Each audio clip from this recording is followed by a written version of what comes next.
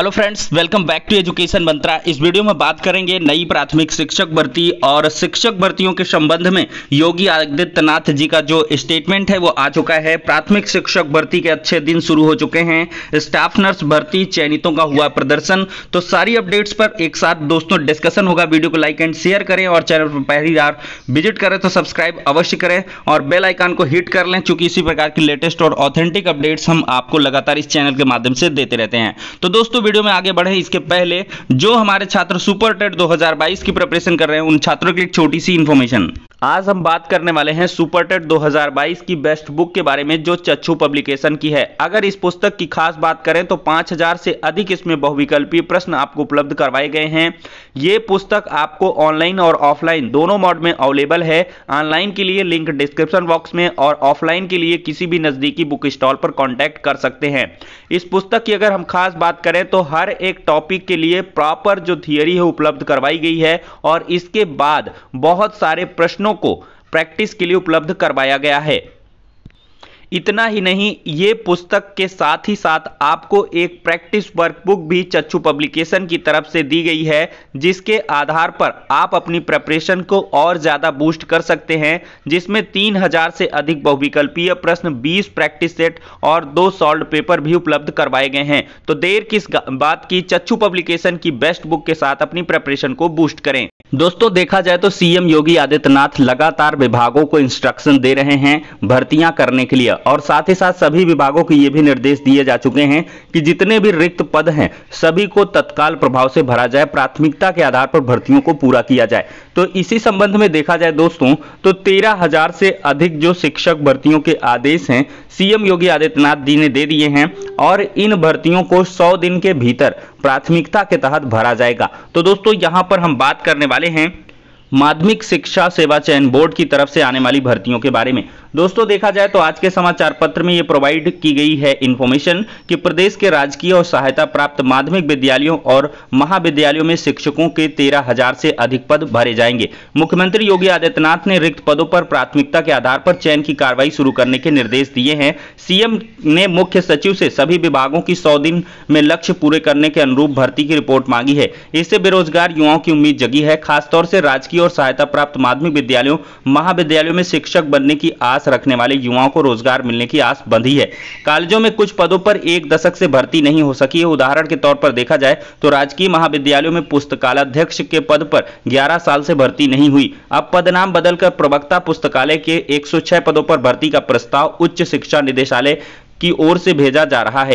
राजकीय और सहायता प्राप्त महाविद्यालयों में प्रवक्ता पुस्तकालयाध्यक्ष और असिस्टेंट प्रोफेसर के 1392 पद रिक्त हैं। इसी प्रकार सहायता प्राप्त माध्यमिक विद्यालयों में प्रधानाचार्यों की भर्ती 2013 के बाद से नहीं शुरू हुई। लगभग 40% स्कूलों में पद खाली हैं। इनका अधियाचन भी माध्यमिक शिक्षा सेवा चयन बोर्ड को मिल चुका है। जिस तरह से मुख्यमंत्री ने आयोगों को भर्ती में तेजी लाने के निर्देश दिए हैं, इससे उम्मीद है कि लंबित भर्तियां जल्द पूरी होने वाली हैं। अगर एक नजर डालें दोस्तों तो रिक्त पदों पर तो 5183 प्रशिक्षित स्नातक और प्रवक्ता के पद एडेड कॉलेजों में रिक्त हैं और इसका अधियाचन पुनः मंगाया जाएगा, क्योंकि इसकी एक मीटिंग फिक्स हुई है और पदों की बढ़ने की उम्मीद काफी ज्यादा लगाई जा रही है। तो ऐसे में पदों की संख्या तकरीबन 10,000 के आसपास हो सकती है और 1938 पदों पर प्रधानाचार्य के सहायता प्राप्त माध्यमिक विद्यालयों में भी भर्ती के आदेश जो है वो दे दिए गए हैं। 3200 पदों पर राजकीय माध्यमिक विद्यालयों में सहायक अध्यापक के और 1500 पद राजकीय इंटर कॉलेजों में प्रवक्ता के लिए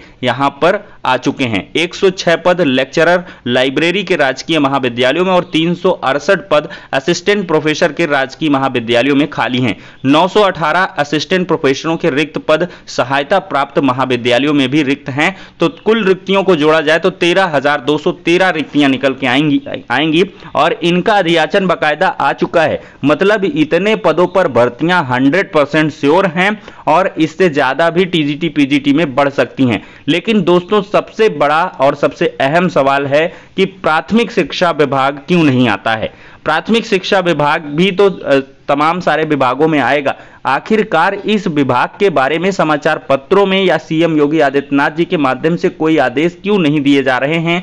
बेसिक शिक्षा मंत्री जी ने भी यहां पर यह कहा कि अभी कोई प्रपोजल नहीं है। हालांकि कल की डेट में एक खबर जरूर वायरल हुई है और उसकी पुष्टि नहीं हो पाई है, जिसमें बताया जा रहा है कि 51,112 पदों पर नई प्राथमिक शिक्षक भर्ती के विज्ञापन की तैयारियां अगस्त महीने में है और इसके लिए परमिशन मंगाई जाएगी। लेकिन ये कहीं ना कहीं झूठी बात नजर आती है। तो ऐसे में दोस्तों, जो प्राथमिक शिक्षक भर्ती की आस में बैठे हुए छात्र हैं वो इस कैंपेन का हिस्सा अवश्य बने। प्राथमिक शिक्षक भर्ती 97,000 इस हैशटैग का इस्तेमाल करेंगे और समय रहेगा 15 मई रविवार प्रातः 8 बजे का।